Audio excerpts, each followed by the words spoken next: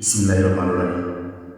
ব্যক্তির চেয়ে দল বড়, দলের চেয়ে বড় দেশ কথাটা বলেছিলেন আমি যাকে আদর্শ হিসেবে লালন করি হজরত মুহাম্মদ সাল্লাল্লাহু আলাইহি ওয়াসাল্লামের পরে যা রাজনীতি করি শহীদ প্রেসিডেন্ট জিয়াউর রহমান বলেছিলেন ব্যক্তির চেয়ে দল বড়, দলের চেয়ে বড় দেশ।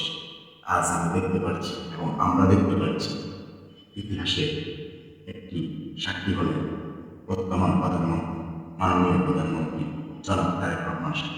তিনি তার বাবা শহীদ প্রেসিডেন্ট জিয়াউর রহমানকে আদর্শ এবং দেশপ্রেম তার ভিতরে কতটুকু লালন করতেছেন আজকে জাতি তার প্রমাণ।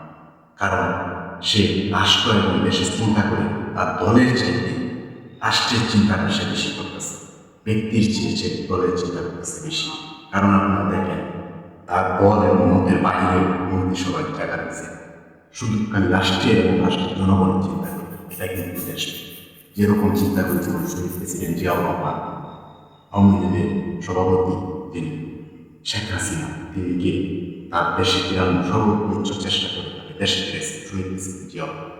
কারণ প্রকৃত গণতন্ত্র বাংলাদেশ এনে দেয় একমাত্র বিএনপি।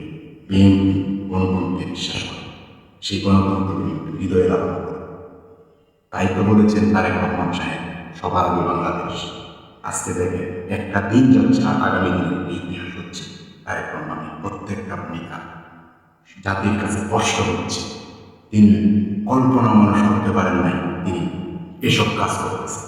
তিনি আমি চিন্তা করি এবং আমরা ভাবি যে বাংলাদেশে একটা দিন যাবে আর একটা ইতিহাস হয়ে থাকবে আগামী প্রজন্মের জন্য। তারেক রহমান সাহেব তিনি করবেন ইনশাআল্লাহ।